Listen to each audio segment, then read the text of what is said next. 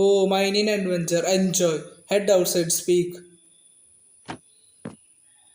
ഡായ് ഇതെന്തുട്ടോ മൈനിനാടേ? ഇവിടെ കുറെ എന്തോ ചെസ്റ്റ് കുറെ ഉണ്ടല്ലോ.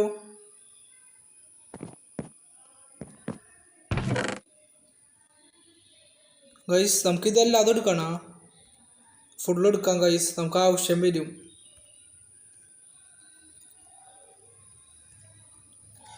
നമ്മൾ അത്യാവശ്യ സാധനങ്ങൾ എടുത്തിട്ടുണ്ട്, നമുക്കത് കുറെ ഇടേണ്ടി വരും തോന്നുന്നുട്ടെ.